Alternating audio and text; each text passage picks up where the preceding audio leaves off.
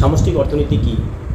অর্থনীতির যে শাখা অর্থনৈতিক সমস্যা ও অর্থনৈতিক কার্যাবলীকে ব্যক্তিগত দৃষ্টিকোণ থেকে বিবেচনা না করে সামগ্রিক দৃষ্টিকোণ থেকে আলোচনা করে তাকে সামষ্টিক অর্থনীতি বলে। অন্যভাবে আমরা বলতে পারি যে অর্থনীতির যে শাখা অর্থনীতির কোনো বিষয়কে সামগ্রিকভাবে আলোচনা করে তাকে সামষ্টিক অর্থনীতি বলে। অর্থনীতির যে শাখা অর্থনীতির কোনো বিষয়কে সামগ্রিকভাবে বা বড় পরিসরে আলোচনা করে তাকে সামষ্টিক অর্থনীতি বলে। যেমন কোনো দেশের জাতীয় আয় নির্ণয়, মাথাপিছু আয় নির্ণয়, এগুলো হলো সামষ্টিক অর্থনীতির বিষয়। ম্যাক্রো শব্দটি কোন ভাষা থেকে এসেছে? ম্যাক্রো শব্দটি গ্রিক ভাষার শব্দ ম্যাক্রোস থেকে এসেছে।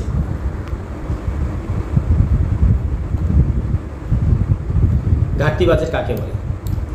সরকারের আয় থেকে ব্যয় বেশি হওয়াকে ঘাটতি বাজেট বলে। অর্থাৎ আয় যদি বেশি হয়, ব্যয় যদি কম হয়, তাহলে তাকে বলে ঘাটতি বাজেট। লেইসেস ফেয়ার বলতে কি বুঝো? লেইসেস ফেয়ার অর্থ হলো ব্যক্তি স্বাতন্ত্র্যবাদ। যে মতবাদে ব্যক্তিকে প্রাধান্য দিয়ে সমাজের অন্যান্য উপাদানকে গৌণ হিসাবে দেখা হয় তাকে ব্যক্তি স্বাতন্ত্র্যবাদ বলে। আর ব্যক্তি স্বাতন্ত্র্যবাদকেই বলে লেইসেস ফেয়ার। এখানে সরকারি হস্তক্ষেপ থাকে না। উদ্বৃত্ত বাজেট কাকে বলে? কোনো নির্দিষ্ট আর্থিক বছরে সরকারের পরিকল্পিত ব্যয় অপেক্ষা প্রত্যাশিত আয়ের পরিমাণ অধিক হলে তাকে উদ্বৃত্ত বাজেট বলে। অর্থাৎ আয় অপেক্ষা ব্যয় অপেক্ষা আয়ের পরিমাণ যদি বেশি হয় তাহলে তাকে উদ্বৃত্ত বাজেট বলে। আর ঘাটতি বাজেট কাকে বলে? আয় অপেক্ষা যদি ব্যয় বেশি হয় তাকে ঘাটতি বাজেট বলে। ইনভেন্টরি কি? ইনভেন্টরির বাংলায় বলে মজুদ। অবিক্রিত পণ্যের মজুদকে বলা হয় ইনভেন্টরি। অবিক্রিত পণ্যের মজুদকে বলা হয় ইনভেন্টরি। বাণিজ্য চক্র কি? সময়ের পরিবর্তনে একটি দেশের উৎপাদন, কর্মসংস্থান, আয়, বিনিয়োগ, দাম স্তর ইত্যাদির উঠানামার ভিতর দিয়ে অর্থনৈতিক কর্মকাণ্ডের যে চক্রাকার আবর্তন পরিলক্ষিত হয় তাকে বলা হয় বাণিজ্য চক্র। আবার আমরা বলতে পারি যে বাণিজ্যের ক্ষেত্রে উত্থান পতনকে বলা হয় বাণিজ্য চক্র। খোলা অর্থনীতিতে সামগ্রিক চাহিদার উপাদানগুলো কী কী?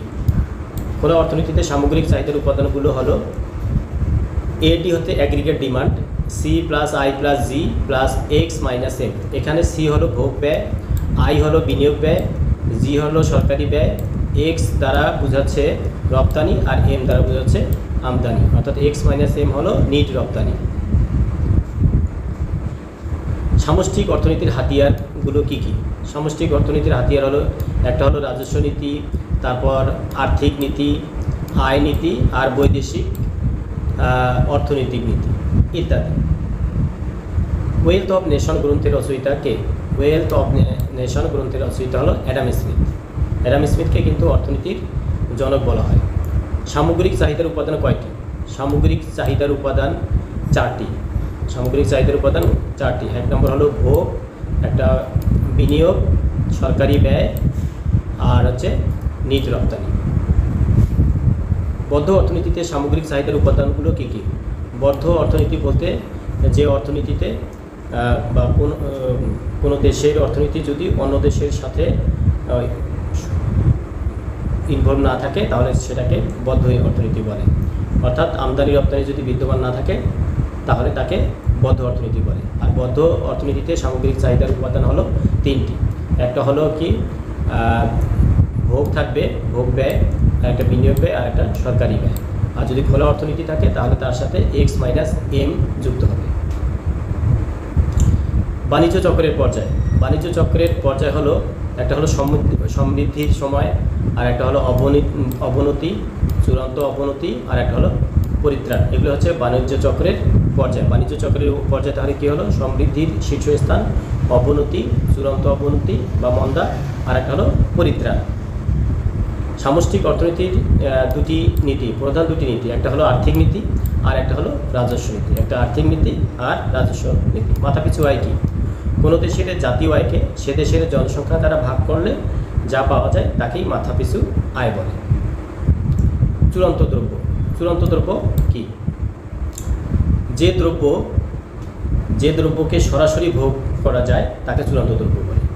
যে দ্রব্যকে সরাসরি ভোগ করা যায় তাকে বলে চূড়ান্ত দ্রব্য। সম্ভাবনাময় জিএনপি। সম্ভাবনাময় জিএনপি কাকে বলে? কোনো নির্দিষ্ট সময়ে, সাধারণত 1 বছরে উৎপাদনের উপকরণসমূহ যথাযথ দক্ষতার সাথে ব্যবহার করে যে পরিমাণ চূড়ান্ত দ্রব্য ও সেবা সামগ্রী উৎপাদিত হবে বলে আশা করা হয়, তার আর্থিক মূল্যের সমষ্টিকে বলা হয় প্রত্যাশিত জিএনপি বা সম্ভাব্য জিএনপি। অর্থাৎ দেশের সম্পদ ব্যবহার করে যে সকল দ্রব্য ও সেবা সামগ্রী উৎপাদিত হবে বলে আমরা আশা করি, তার আর্থিক মূল্যের সমষ্টিকে বলে সম্ভাবনাময় জিএনপি। অধ্যায় 2, জাতীয় আয় কাকে বলে? জাতীয় আয় আর মোট জাতীয় উৎপাদন প্রায় একই সংজ্ঞা দিলেই হবে। একটি নির্দিষ্ট সময়ে, সাধারণত 1 বছরে, একটি দেশের সকল জনগণ তাদের প্রাকৃতিক সম্পদ, শ্রম ও মূলধন ব্যবহার করে যে পরিমাণ চূড়ান্ত দ্রব্য ও সেবা সামগ্রী উৎপাদন করে, তার আর্থিক মূল্যের সমষ্টিকে জাতীয় আয় বলে। আবার জাতীয় আয় আর মোট জাতীয় উৎপাদনের সংজ্ঞা একটা দিলেই হবে। জিএনপি এর পুনরূপ কি? জিএনপি এর পুনরূপ হলো গ্রোস ন্যাশনাল প্রোডাক্ট বা মোট জাতীয় উৎপাদন। জিএনপি গ্যাপ কাকে বলে? একটা হলো সম্ভাব্য জিএনপি আর একটা হলো বাস্তব জিএনপি। জিএনপি 2 প্রকার পাওয়া যায়, একটা সম্ভাব্য জিএনপি আর একটা হলো বাস্তব জিএনপি। আর সম্ভাব্য জিএনপি এবং বাস্তব জিএনপি এর পার্থক্যকে বা ব্যবধানকে জিএনপি গ্যাপ বা জিএনপি ব্যবধান বলে। সম্ভাব্য জিএনপি কি? যে জিএনপিটা আমরা আশা করি বা প্রত্যাশা করি সেটা হলো সম্ভাব্য জিএনপি। আর বাস্তব জিএনপি হলো প্রকৃতপক্ষে যে জিএনপি পাওয়া যায় তাকে বলা হয় বাস্তব জিএনপি। তাহলে সম্ভাব্য জিএনপি এবং বাস্তব জিএনপির ব্যবধানকে জিএনপি ব্যবধান বা জিএনপি গ্যাপ বলে। এনএনপি এর সূত্রটি কি? এনএনপি হলো নিট ন্যাশনাল প্রোডাক্ট। এর সূত্র হলো জিএনপি মাইনাস সিসিএ। জিএনপি হলো গ্রোস ন্যাশনাল প্রোডাক্ট আর সিসিএ হলো capital consumption allowance. Capital consumption allowance অর্থাৎ জিএনপি থেকে মূলধনের ক্ষয়ক্ষতিজনিত বা ব্যবহারজনিত ব্যয় বাদ দিলে যা থাকে সেটি হলো এনএনপি। এই যে জিডিপি এর পুনরূপ গ্রোস ডোমেস্টিক প্রোডাক্ট। আর জিডিপি বলতে কী বুঝে? একটি নির্দিষ্ট সময়ে, সাধারণত 1 বছরে, একটি দেশের ভৌগোলিক সীমারেখার মধ্যে দেশি ও বিদেশি নাগরিকগণ যে পরিমাণ দ্রব্য ও সেবা উৎপাদন করে তার আর্থিক মূল্যের সমষ্টিকে জিডিপি বলে। এখন জিডিপি ক্ষেত্রে ভৌগোলিক সীমারেখার ভিতরে, ধরি যে বাংলাদেশের ভিতরে দেশের মানুষ হোক, চায়নার নাগরিক হোক, আমেরিকার নাগরিক হোক, দেশের ভিতরে অর্থাৎ বাংলাদেশের ভিতরে যা কিছু উৎপাদন করবে তার আর্থিক মূল্যের সমষ্টি হবে জিডিপি বা মোট দেশের উৎপাদন। আর জিএনপির মধ্যে জিএনপি হলো যে দেশের নাগরিক সেটা কোথায় থাকে থাকুক, সেটা দেশের নাগরিক যদি আমেরিকায় থাকে, যুক্তরাজ্যে থাকে, সৌদিতে থাকে, তারা যেটাই ইনকাম করবে সেটাই হলো জিএনপি। জিডিপি আর জিএনপির মধ্যে পার্থক্য আমি একটু বলে দিলাম। সিসিএ বা মূলধনের ব্যবহারজনিত ব্যয় কি? উৎপাদন প্রক্রিয়া বজায় রাখার জন্য প্রতি বছর পুরাতন যন্ত্রপাতি ও সরঞ্জাম মেরামত অথবা প্রতিস্থাপনে যে ব্যয় হয় তাকে সিসিএ বা মূলধনের ব্যবহারজনিত ব্যয় বলা হয়। নিউ এর পুনরূপ কি? নিউ এর পুনরূপ হলো net economic welfare. Net economic welfare 3 sector বিশিষ্ট অর্থনীতিতে জাতীয় আয় নির্ধারণী মডেল। 3 সেক্টর যদি বলে তাহলে সি প্লাস আই প্লাস জি হবে। যদি 2 সেক্টর বলে তাহলে সি প্লাস আই। যদি বলে 4 সেক্টর তাহলে C plus I plus G plus X minus M. ব্যয়যোগ্য আয় ইংরেজিতে বলে ডিসপোজেবল ইনকাম। ইংরেজিতে বলে কি? Disposable income. এখন ব্যয়যোগ্য আয় কাকে বলে? ব্যক্তিগত আয় থেকে কর এবং কর ছাড়া আনুষঙ্গিক খরচ বাদ দিলে যা অবশিষ্ট থাকে তাকে ব্যয়যোগ্য আয় বা ডিসপোজেবল ইনকাম বলে। লুকায়িত জিএনপি কাকে বলে? জিএনপি হিসাবের ক্ষেত্রে অনেক সময় সঠিক তথ্যের অভাবে অনেক পণ্য ও সেবার আর্থিক মূল্য গণনা থেকে বাদ পড়ে যায়। এরূপ বাদ পড়ে যাওয়া দ্রব্য ও সেবার আর্থিক মূল্যের সমষ্টিকে বলা হয় জিএনপি, লুকায়িত জিএনপি। নিট জাতীয় উৎপাদন বা নিট ন্যাশনাল প্রোডাক্ট আমরা বললাম যে জিএনপি থেকে যদি মূলধনের ক্ষয়ক্ষতিজনিত বা ব্যবহারজনিত ব্যয় বাদ দেওয়া হয় তাহলে তাকে এনএনপি বলে। NNP equal GNP minus CCA. GNP deflator কাকে বলে? কোনো নির্দিষ্ট বছরের আর্থিক জিএনপিকে প্রকৃত জিএনপি দ্বারা ভাগ করলে যা পাওয়া যায় তাকেই জিএনপি ডিফ্লেটর বলে। তাহলে জিএনপি ডিফ্লেটর হলো লব হিসাবে থাকবে আর্থিক জিএনপি আর হর হিসাবে থাকবে প্রকৃত জিএনপি। ওকান বিধি কাকে বলে? অর্থায়ন প্রবৃদ্ধি ও বেকারত্বের হারের মধ্যে সম্পর্ক ব্যাখ্যা করতে গিয়ে যে বিধি প্রদান করে তাকে বলা হয় ওকান বিধি। অর্থায়ন প্রবৃদ্ধি ও বেকারত্বের হারের মধ্যে যে সম্পর্ক ব্যাখ্যা করতে যে বিধি প্রদান করে তাকে বলা হয় ওকান বিধি। জিডিপি ডিফ্লেটর, আর্থিক জিডিপিকে যদি প্রকৃত জিডিপি দ্বারা ভাগ করা হয় তাহলে তাকে বলা হয় জিডিপি ডিফ্লেটর। আর এর আগে আমরা বললাম যে জিএনপি ডিফ্লেটর। জিএনপি ডিফ্লেটর হলো আর্থিক জিএনপিকে প্রকৃত জিএনপি দ্বারা ভাগ দিলে যা পাওয়া যায় তা হলো জিএনপি ডিফ্লেটর। তাহলে একসাথে আমরা দুইটা মনে রাখার চেষ্টা করবো, একটা জিডিপি ডিফ্লেটর আর একটা জিএনপি ডিফ্লেটর। দ্বৈত গণনা সমস্যা কি? জাতীয় আয় গণনার সময় একই দ্রব্য দুইবার কিংবা তার চেয়ে বেশি সংখ্যকবার গণনার অন্তর্ভুক্ত হওয়াকে দ্বৈত গণনা সমস্যা বলা হয়। যেমন আমরা গম থেকে আটা তৈরি করি, আবার আটা থেকে রুটি তৈরি করি। এখন চূড়ান্ত দ্রব্য হলো রুটি, রুটির দাম ধরবো একবার, যদি আবার আটার দামও ধরা হয়, গমের দামও ধরা হয় জিডিপিতে, তাহলে সেটাকে বলে দ্বৈত গণনা সমস্যা। মাঝে মাঝে আসে যে দ্বৈত গণনা সমস্যা দূর করার উপায় কী? এক্ষেত্রে একটা ভালো উপায় হলো যে চূড়ান্ত দ্রব্যকে গণনায় নিতে হবে শুধু। প্রকৃত জাতীয় আয় বের করার সূত্র, তাহলে প্রকৃত জাতীয় আয় বের করার সূত্র হলো প্রকৃত জিএনপি এর সূত্র হলো আর্থিক জিএনপি ভাগ দাম সূচক গুণন 100। আর্থিক জিএনপি বাই হচ্ছে দাম সূচক গুণন হলো 100। সিপিআই কি? সিপিআই এর পূর্ণরূপ হলো কনজিউমার প্রাইস ইন্ডেক্স। সিপিআই এর পূর্ণরূপ হলো কনজিউমার প্রাইস ইন্ডেক্স। সিপিআই কাকে বলে? সিপিআই হলো ভোক্তার মূল্য সূচক, যা কতিপয় দ্রব্য সেবার ক্রয়ে ব্যয় পরিমাপ করে। যে সূচকের দ্বারা দ্রব্য ও সেবা সামগ্রী ক্রয়ের ব্যয়ের পরিমাণ প্রকাশ করে তাকে সিপিআই বলে। এসিসিএ ক্যাপিটাল কনজাম্পশন অ্যালাউয়েন্স, এর আগে আমরা যেটা বললাম। হস্তান্তর পাওনা কাকে বলে? উৎপাদনে অংশগ্রহণ না করে শুধু হাত বদলের মাধ্যমে প্রাপ্ত আয়কে বলা হয় হস্তান্তর পাওনা। যেমন হচ্ছে বয়স্ক ভাতা, বেকার ভাতা, অবসর ভাতা ইত্যাদি। ব্যক্তিগত আয় হতে ব্যয়যোগ্য আয় কিভাবে নির্ণয় করা যায়? ব্যক্তিগত আয় থেকে ব্যয়যোগ্য আয় আমরা জানি ডিসপোজেবল ইনকাম বা ব্যক্তিগত ব্যয়যোগ্য আয় হলো যে ব্যক্তিগত আয় বা পার্সোনাল ইনকাম থেকে ট্যাক্স এবং অন্যান্য খরচ বাবদ যে ব্যয় হয় সেগুলো বাদ দিলে যা থাকে সেটাই হলো ব্যয়যোগ্য আয়। তাহলে ব্যয়যোগ্য আয় সমান হলো ব্যক্তিগত আয় বিয়োগ কর বিয়োগ আনুষঙ্গিক খরচ, অন্যান্য খরচ। অবচয় খরচ কি? ওই যে এর আগে আমরা বললাম যে সিসিএ, এটাকেই বলে অবচয়জনিত খরচ, অর্থাৎ ক্ষয়ক্ষতি পূরণ বাবদ অর্থ ব্যয়কে বলা হয় অবচয়জনিত ব্যয়। অর্থাৎ মূলধনের ব্যবহারজনিত বা ক্ষয়ক্ষতিজনিত যে ব্যয় হয় তাকে বলা হয় অবচয় খরচ, এটাকে সিসিএ বলে। অধ্যায় 3 ভোগ ও সঞ্চয়।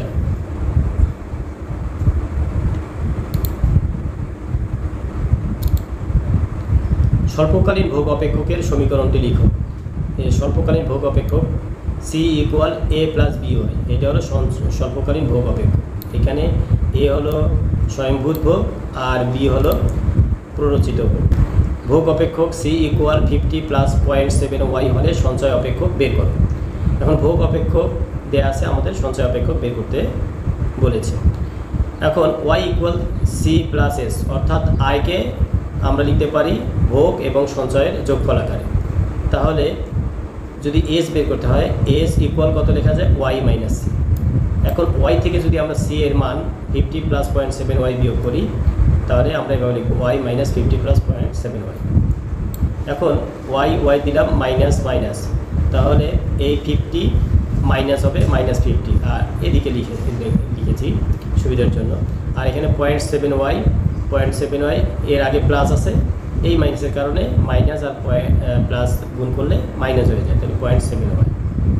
এখন ওয়াই থেকে আমরা 0.7 ওয়াই বিয়োগ করব, তাহলে ওয়াই এর আগে সহগ আছে 1 আর এই ওয়াই এর আগে সহগ আছে 0.7, তাহলে 1 থেকে 0.7 বিয়োগ করলে 0.03, তাহলে 0.03 ওয়াই মাইনাস 50, এইটাই হলো সঞ্চয় অপেক্ষক। স্বয়ংভূত ভোগ বা অটোনোমাস কনজাম্পশন কাকে বলে? যে ভোগ আয়ের উপর নির্ভর করে না এবং আয়ের প্রতিটি স্তরে যে ভোগ সমান বা স্থির থাকে তাকে বলা হয় স্বয়ংভূত ভোগ। আমরা যদি সিম্পলি লিখি যে ভোগ আয়ের উপর নির্ভর করে না তাকে বলা হয় স্বয়ংভূত ভোগ, তাহলেই হয়ে যাবে। অনেক ইম্পর্টেন্ট। প্ররোচিত ভোগ। প্ররোচিত ভোগ যে ভোগ আয়ের উপর নির্ভরশীল, অর্থাৎ আয়ের পরিবর্তনে যে ভোগের পরিবর্তন হয় তাকে প্ররোচিত ভোগ বলে। স্বয়ংভূত ভোগ আর প্ররোচিত ভোগ খুবই ইম্পর্টেন্ট। এপিসি এমপিসি এ দুটোর মধ্যে পার্থক্য কী? এপিসি হলো এভারেজ প্রোপেনসিটি টু কনজিউম আর এমপিসি হলো মার্জিনাল প্রোপেনসিটি টু কনজিউম। এখন এপিসি সমান লেখা যায় সি বাই ওয়াই আর এমপিসি লেখা যায় del C by del Y. তাহলে মোট ভোগকে বা মোট কনজামশনকে মোট আয় দ্বারা যদি ভাগ দিই তাহলে কী বের হবে? এপিসি বের হবে, এপিসি। আর এমপিসি কীভাবে নির্ণয় করা যায়? এমপিসি হলো ভোগের পরিবর্তনকে আয়ের পরিবর্তন দ্বারা ভাগ করলে এমপিসি পাওয়া যাবে। স্বল্পকালে এপিসি বেশি হয় কিন্তু এমপিসি স্থির থাকে। এই দুইটা পার্থক্য দেওয়া হয়েছে। প্রান্তিক ভোগ কাকে বলে? আমরা এর আগেই আলোচনা করলাম যে আয়ের পরিবর্তনে ভোগের যে পরিবর্তন হয় তাকে প্রান্তিক ভোগ প্রবণতা বলে বা মার্জিনাল প্রোপেনসিটি টু কনজিউম। আয়ের আমরা এটা এভাবে বলতে পারি যে এক একক আয়ের পরিবর্তনে ভোগের যে পরিবর্তন হয় তাকে প্রান্তিক ভোগ প্রবণতা বলে। এক একক আয়ের পরিবর্তনে ভোগের যে পরিবর্তন হয় তাকে প্রান্তিক ভোগ প্রবণতা বলা হয়। এপিসি আর এপিএস এর যোগফল কত? এপিসি আর এপিএস এর যোগফল অলওয়েজ এক হবে। এপিসি আর এপিএস এর যোগফল এক হবে। মাঝে মধ্যে থাকে যে এপিসি সমান 0.4, তাহলে এপিএস কত? তাহলে 1 থেকে আমরা এপিসি বিয়োগ করলে যেটা হবে সেটাই। আবার এমপিসি আর এমপিএস সমান 1 হয়। এপিসি প্লাস এপিএস সমান 1, এমপিসি প্লাস এমপিএস সমান 1। এখানে সি ইকুয়াল এ প্লাস বি ওয়াই ভোগ সমীকরণে এ ও বি কি নির্দেশ করে? এই সমীকরণে এ হচ্ছে স্বয়ংভূত ভোগ, যেটা যেই ভোগটা আয়ের পরিবর্তনের উপর নির্ভর করে না সেটা হলো স্বয়ংভূত ভোগ। আর বি হলো প্ররোচিত ভোগ, অর্থাৎ আয়ের পরিবর্তনে যে ভোগ পাওয়া যায় সেটা হলো প্ররোচিত ভোগ। দীর্ঘকালীন গড় ভোগ প্রবণতা 0.7 হলে প্রান্তিক ভোগ প্রবণতা কত? দীর্ঘকালে এখানে বলছে দীর্ঘকালে গড় ভোগ প্রবণতা 0.7 হলে প্রান্তিক ভোগ প্রবণতা কত? প্রান্তিক ভোগ প্রবণতা 0.71, কারণ দীর্ঘকালে এপিসি ইকুয়াল এমপিসি হয়। দীর্ঘকালে এপিসি ইকুয়াল এমপিসি হয়, তাহলে দীর্ঘকালে গড় ভোগ প্রবণতা 0.7 হলে প্রান্তিক ভোগ প্রবণতাও 0.7 হবে। এমপিএস এর সংজ্ঞা দাও। আয়ের পরিবর্তনের ফলে সঞ্চয়ের যে পরিবর্তন হয় তাকে বলা হয় এমপিএস। আবার বলতে পারি যে এক একক আয়ের পরিবর্তনে সঞ্চয়ের যে পরিবর্তন হয় তাকে এমপিএস বলে বা প্রান্তিক সঞ্চয় প্রবণতা বলে। এমপিএস ইকুয়াল 0.7 হলে গুণকের মান কত? এমপিএস আমরা জানি গুণকের সূত্র হবে কে ইকুয়াল 1 ডিভাইডেড বাই এমপিএস। কে হলো গুণক 1 বাই এমপিএস, তাহলে এমপিএস এর মান হলো 0.2, তাহলে 1কে 0.2 দ্বারা ভাগ দিলে 5। র্যাসেট প্রভাব বা র্যাসেট ইফেক্ট কাকে বলে? র্যাসেট ইফেক্ট, আয় বাড়লে ভোগ ব্যয় একটি নির্দিষ্ট হারে বাড়ে, কিন্তু আয় কমলে ভোগ ব্যয় সেই হারে কমে না। ভোগের ক্ষেত্রে এরূপ প্রভাবকেই র্যাসেট ইফেক্ট বা র্যাসেট প্রভাব বলে। আয় বাড়লে ভোগ ব্যয় যে হারে বাড়ে কিন্তু আয় কমলে ভোগ সেই হারে বাড়ে না, একেই বলা হয় র্যাসেট ইফেক্ট। এমপিসি গ্রেটার দেন 0 আবার লেস দেন 1 এর তাৎপর্য কী? অর্থাৎ এমপিসি এর মান 0 হতে বেশি কিন্তু 1 অপেক্ষা কম হবে। এমপিসি এর মান 0 হতে বেশি হবে কিন্তু 1 অপেক্ষা কম হবে। অধ্যায় 4 বিনিয়োগ অপেক্ষ। স্বয়ংভূত বিনিয়োগ কাকে বলে? যে বিনিয়োগ আয়ের উপর নির্ভর করে না কিংবা আয় দ্বারা প্রভাবিত হয় না তাকে বিনিয়োগ অপেক্ষ, তাকে বলা হয় স্বয়ংভূত বিনিয়োগ। যে বিনিয়োগ আয়ের উপর নির্ভর করে না বা কিংবা আয় দ্বারা প্রভাবিত হয় না তাকে বলা হয় স্বয়ংভূত বিনিয়োগ। প্ররোচিত বিনিয়োগ, যে বিনিয়োগ আয়ের উপর নির্ভরশীল কিংবা আয়ের হ্রাসবৃদ্ধি দ্বারা প্রভাবিত হয় তাকে বলা হয় প্ররোচিত বিনিয়োগ। ইনভেন্টরি বিনিয়োগ কাকে বলে? এর আগে আমরা পড়েছি যে ইনভেন্টরি কাকে বলা হয়। অবিক্রিত পণ্যের মজুদকে বলা হয় ইনভেন্টরি, আর ইনভেন্টরি গড়ে তোলার জন্য যে খরচ হয় তাকে বলা হয় ইনভেন্টরি বিনিয়োগ, বা ইনভেন্টরি গড়ে তোলার জন্য যে বিনিয়োগ করা হয় সেটাকেই ইনভেন্টরি বিনিয়োগ বলা হয়। এমইসি এর পুনরূপ কি? এমইসি এর পুনরূপ হলো মার্জিনাল এফিসিয়েন্সি অফ ক্যাপিটাল, অর্থাৎ মূলধনের প্রান্তিক দক্ষতা। এমইআই আই এর জায়গায় জাস্ট ইনভেস্টমেন্ট হবে। মার্জিনাল এফিসিয়েন্সি অফ ইনভেস্টমেন্ট অর্থাৎ বিনিয়োগের প্রান্তিক দক্ষতা। মূলধনের প্রান্তিক দক্ষতা কি? যেটা এর আগে আমরা ইলাবোরেশন করলাম যে মার্জিনাল এফিসিয়েন্সি অফ ক্যাপিটাল, অর্থাৎ অতিরিক্ত 1 একক মূলধন নিয়োগের ফলে যে অতিরিক্ত আয় উপার্জনের প্রত্যাশা করা হয় তাকে বলা হয় মূলধনের প্রান্তিক দক্ষতা বা এমইসি। অতিরিক্ত 1 একক মূলধন বিনিয়োগ করার ফলে অতিরিক্ত যে আয় প্রত্যাশা করা হয় তাকে বলা হয় এমইসি বা মূলধনের প্রান্তিক দক্ষতা। খুব ইম্পর্টেন্ট। বিনিয়োগের মোট বর্তমান মূল্য টিপিভি নির্ণয়ের সূত্রটি লেখো। টোটাল প্রেজেন্ট ভ্যালু এটা হবে R1 divided by 1 plus I plus R2 divided by 1 plus i whole square plus dot dot plus RN divided by 1 plus i to the power n। এইটা হলো টিপিভি এর সূত্র। এটা অনেক ইম্পর্টেন্ট। টিপিভি, এনপিভি, আইআরআর এই তিনটার একটা দিবে।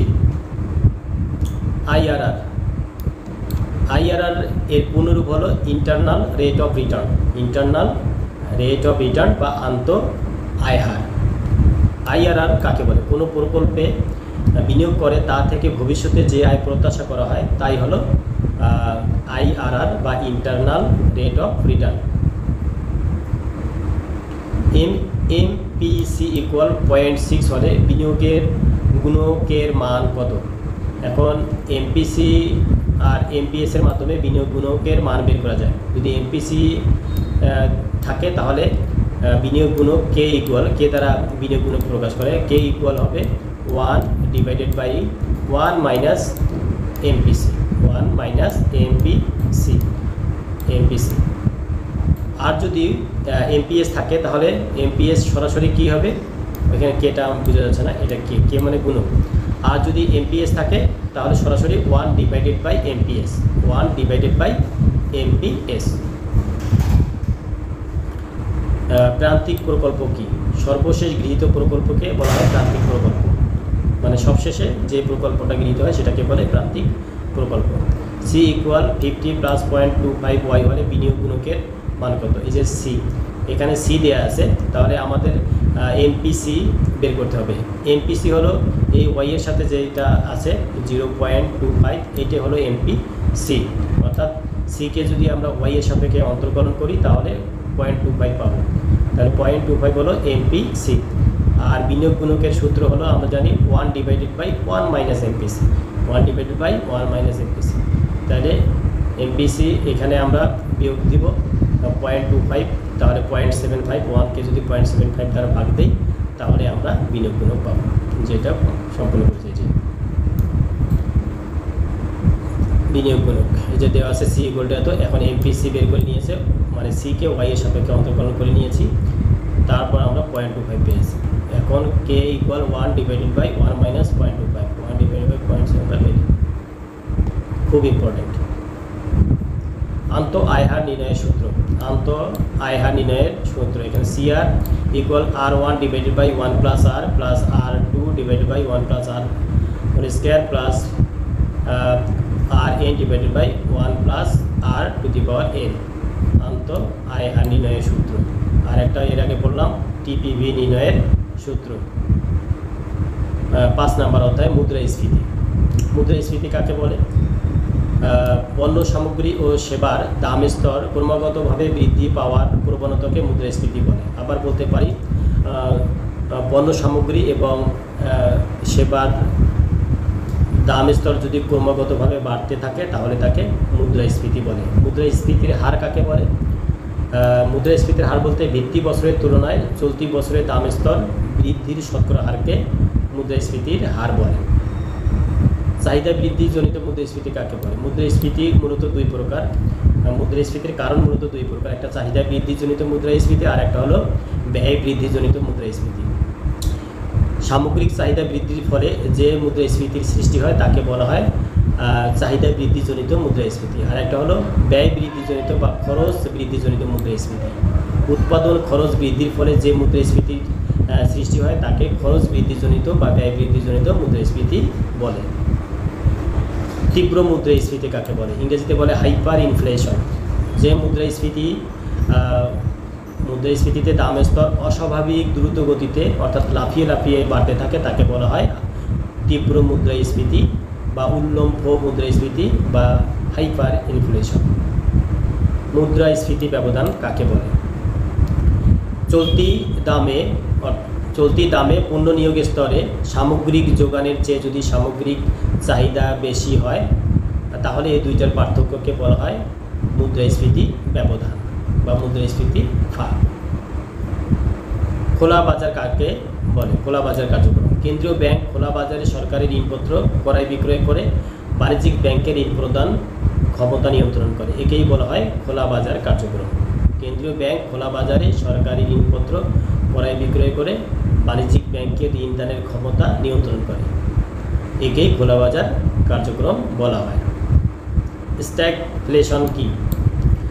স্থবির অর্থনীতিতে বা বদ্ধা অবস্থায় অধিক বেকারত্ব এবং অধিক মুদ্রাস্ফীতির সমন্বিত অবস্থাকে স্ট্যাগফ্লেশন বলা হয়। অর্থাৎ অর্থনীতিতে যখন একই সাথে বেকারত্ব এবং মুদ্রাস্ফীতি বিদ্যমান থাকে তাকে স্ট্যাগফ্লেশন বলে। বেকারত্ব এবং মুদ্রাস্ফীতির সহাবস্থানকে কি বলে? স্ট্যাগফ্লেশন। এই সংখ্যাটা দিলেও হবে। বেকারত্ব এবং মুদ্রাস্ফীতির একই সাথে অবস্থানকে অর্থাৎ সহ অবস্থানকে বলা হয় স্ট্যাগফ্লেশন। ভোক্তার দাম সূচক নির্ণয় সূত্র, এই যে সিপিআই কনজিউমার প্রাইস ইন্ডেক্স হলো summation PN QN divided by summation P0 Q0 into 100। এখানে PN হলো চলতি বছরের দাম গুণন QN হলো চলতি বছরের পরিমাণ, আর P0 হলো ভিত্তি বছরের দামের সাথে Q0 হলো ভিত্তি বছরের পরিমাণ। অধ্যায় 6 অর্থ মুদ্রা এবং আর্থিক নীতি। এখানে আছে মুদ্রাস্ফীতি। মুদ্রা বা অর্থ কাকে বলে? যা বিনিময়ের মাধ্যম হিসাবে ব্যবহৃত হয় এবং আইনের দ্বারা স্বীকৃত তাকেই অর্থ বা মুদ্রা বলে। অর্থের মূল্য বলতে কি বোঝায়? আমরা সংক্ষেপে বলতে পারি যে অর্থের মূল্য বলতে অর্থের ক্রয় ক্ষমতাকে বোঝায়। অর্থের মূল্য বলতে অর্থের ক্রয় ক্ষমতাকে বোঝায়, অনেক ইম্পর্টেন্ট। বিহিত মুদ্রা কাকে বলে? যে সমস্ত মুদ্রা সরকারি আইন দ্বারা স্বীকৃত এবং লেনদেনের মাধ্যম হিসাবে ব্যবহৃত হয় তাকেই বিহিত মুদ্রা বলে। যে মুদ্রা সরকারি আইন দ্বারা স্বীকৃত এবং লেনদেনের মাধ্যম হিসেবে ব্যবহৃত হয় তাকে বিহিত মুদ্রা বলে। এটুকু লিখলেই হবে, অনেক ইম্পর্টেন্ট। 2017 আর 19 সালে এসেছে। অর্থের ফটকা চাহিদা বলতে কি বুঝো? প্রত্যাশিত লাভের জন্য লেনদেনের চাহিদা এবং সতর্কতামূলক চাহিদা ছাড়াও ফটকা কারবারের উদ্দেশ্যে মানুষ যে পরিমাণ নগদ অর্থ হাতে ধরে রাখতে চায় তাকে অর্থের ফটকা চাহিদা বলে। আমরা এইটুকু লিখলেই হবে। ফটকা কারবারের উদ্দেশ্যে মানুষ যে পরিমাণ নগদ অর্থ হাতে ধরে রাখতে চায় তাকে অর্থের ফটকা চাহিদা বলে। M1 আর M2 কি? M1 কাগজি মুদ্রা, ধাতব মুদ্রা এবং চাহিদা আমানতের সমষ্টিকে বলে M1। তাহলে M1 ইকুয়াল কাগজি মুদ্রা যোগ ধাতব মুদ্রা যোগ চাহিদা আমানত। এখন M2 কি? এই M1 এর সাথে যদি শর্ট টার্ম ডিপোজিট অর্থাৎ স্বল্পমেয়াদী আমানত যোগ করা হয় তাহলে তাকে M2 বলে। আমরা এক কথা লিখতে পারি কাগজি মুদ্রা, ধাতব মুদ্রা এবং চাহিদা আমানতের সমষ্টিকে M1 বলে, আর M1 এর সাথে স্বল্পমেয়াদী আমানত যোগ করলে M2 পাওয়া যায়। সংকীর্ণ মুদ্রা কাকে বলে? ব্যাংকে রক্ষিত এবং জনগণের হাতের নগদ অর্থকে সংকীর্ণ মুদ্রা বলে। ব্যাংকে রক্ষিত মুদ্রা এবং জনগণের হাতের নগদ অর্থকে বলা হয় সংকীর্ণ মুদ্রা। অর্থ গুণক কাকে বলে? শক্তিশালী মুদ্রার পরিবর্তনের পরে অর্থের যোগানের ক্ষেত্রে যে পরিবর্তন হয় তাকে অর্থগুণক বলে। অর্থগুণকের সূত্রটা দেখে নাও। অর্থগুণকের সূত্র KM ইকুয়াল, এখানে আছে MS money supply divided by এখানে del M S divided by del H, H দ্বারা বোঝায় শক্তিশালী মুদ্রার পরিবর্তন, অর্থাৎ শক্তিশালী মুদ্রার পরিবর্তনের পরে অর্থের যোগানে যে পরিবর্তন হয় তাকে অর্থের গুণক বলে। অর্থের যে শক্তিশালী মুদ্রার পরিবর্তন এর ফলে অর্থের যোগানে যে পরিবর্তন ঘটে তাকে বলা হয় অর্থগুণক। তারল্যফাত, অর্থের ফটকা চাহিদার যে পরিস্থিতিতে সুদের হার আর নিচের দিকে নামতে পারে না তাকে তারল্যফাত বলে। অনেক ইম্পর্টেন্ট, অর্থের ফটকা চাহিদার পরিস্থিতিতে, অর্থাৎ ফটকা চাহিদার যে অবস্থায় সুদের হার আর নিচে নামতে পারে না তাকে বলা হয় তারল্যফাত। ব্যাংক হার কাকে বলে? কেন্দ্রীয় ব্যাংক বাণিজ্যিক ব্যাংকসমূহকে যে হারে ঋণ প্রদান করে তাকে বলা হয় ব্যাংক হার। যে সুদের হারে ঋণ প্রদান করে তাকে বলা হয় ব্যাংক হার। কেন্দ্রীয় ব্যাংক বাণিজ্যিক ব্যাংকে যে সুদের হারে ঋণ প্রদান করে তাকে বলা হয় ব্যাংক হার। রাজস্ব নীতি কাকে বলে? সরকারের আয় ব্যয় ঋণ সংক্রান্ত নীতিকে বলা হয় রাজস্ব নীতি। সরকারের আয় ব্যয় এবং ঋণ সংক্রান্ত নীতিকে বলা হয় রাজস্ব নীতি। রাজস্ব নীতির দুটি হাতিয়ার, একটা হলো সরকারি ব্যয় আর একটা হলো কর রাজস্ব। সরকারি ব্যয় আর একটা কর রাজস্ব। রাজস্ব নীতির দুটি হাতিয়ার, একটা হলো কর রাজস্ব আর একটা হলো সরকারি ব্যয়। ফিশারের বিনিময় সমীকরণটি লিখো। ফিশারের বিনিময় সমীকরণ হলো MV equal PT. MV equal PT. এখানে এম হলো মানি সাপ্লাই, ভি হলো ভেলোসিটি অফ মানি, পি হচ্ছে প্রাইস আর টি হচ্ছে ট্রানজ্যাকশন। এইটাই হলো ফিশারের বিনিময় সমীকরণ। সিম্পল, খুবই ইম্পর্টেন্ট। খোলা বাজার কার্যক্রম কাকে বলে? কেন্দ্রীয় ব্যাংক যখন নিজ উদ্যোগে তার সম্পত্তি যেমন সোনা, বিদেশি মুদ্রা, সরকারি নিবন্ধন ইত্যাদি বেচাকেনা করে তখন তাকে খোলা বাজার কার্যক্রম বলা হয়। প্রায় মুদ্রা কাকে বলে বা নিয়ার মানি কাকে বলে? যে সকল সম্পদ সরাসরি লেনদেন কাজে ব্যবহার করা যায় না তবে চাইলে সহজেই অর্থে রূপান্তর করা যায় সেগুলোকে বলা হয় প্রায় মুদ্রা, যেমন ট্রেজারি বিল, চাহিদা আমানত, প্রাইস বন্ড, সরকারি বন্ড ইত্যাদি। অর্থের প্রচলন গতি কি? এক একক অর্থ দ্রব্য ও সেবা ক্রয়ের জন্য যতবার ব্যবহার হয় তাকে অর্থের প্রচলন গতি বলা হয়। এক একক অর্থ দ্রব্য ও সেবা ক্রয়ের জন্য যতবার ব্যবহৃত হয় তাকে বলা হয় অর্থের প্রচলন গতি। অধ্যায় 7, পুনর্নিয়োগ কাকে বলে? পুনর্নিয়োগ যে অবস্থায় বা যে পরিস্থিতিতে দেশের সকল সম্পদ পূর্ণ দক্ষতার সাথে উৎপাদন কার্যে নিয়োজিত হয় তাকে বলা হয় পুনর্নিয়োগ অবস্থা। অর্থাৎ দেশের সকল সম্পদ ব্যবহার করে উৎপাদন চালিয়ে যাওয়ার জন্য যে নিয়োগ হয় সেটাকেই বলা হয় পুনর্নিয়োগ। আর অপুনর্নিয়োগ বলা হয় কখন? যে অবস্থায় সকল কর্মক্ষম শ্রমিক নিয়োগ লাভ করতে ব্যর্থ হয় সে অবস্থাকে অপুনর্নিয়োগ বলে। তাহলে এইটা থেকেই সংজ্ঞাটা আমি পুনর্নিয়োগের সংজ্ঞা তোমরা লিখতে পারো যে অবস্থায় সমাজের সকল কর্মক্ষম শ্রমিক নিয়োগ লাভ করতে পারে তাকে পুনর্নিয়োগ অবস্থা বলা হয়। গুণকের সূত্র। গুণকের সূত্র দুইটা, একটা হলো 1/1 - MPC আর একটা কি 1/1 - MPS। খুবই ইম্পর্টেন্ট, কারণ এখানে গুণকের সূত্র আসতে পারে বা বলতে পারে MPC দেয়া আছে গুণকের মান বের করো, MPS দেয়া আছে গুণকের মান বের করো, এভাবে বের করা যায়। তাহলে K = 1/1 - MPC হলো গুণকের সূত্র। বিনিয়োগ গুণকের সংজ্ঞা দাও। এই যে বিনিয়োগের পরিবর্তনের ফলে আয়ের যে পরিবর্তন হয় তাকে বিনিয়োগ গুণক বলে।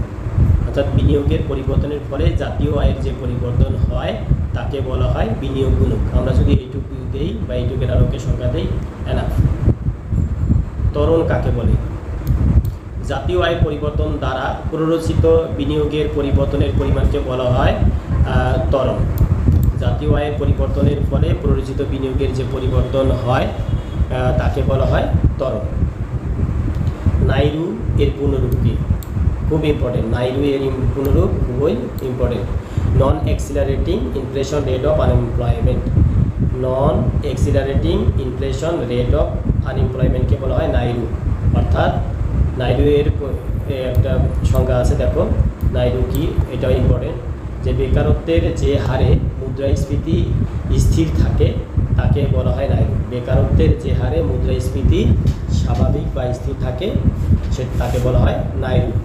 নন accelerating inflation rate of unemployment. একটি অর্থনীতিতে পূর্ণ নিয়োগ অবস্থায় শতকরা কতজন বেকার থাকা স্বাভাবিক? 4 থেকে 6 ভাগ বেকার থাকলেও তাকে পূর্ণ নিয়োগ বলে।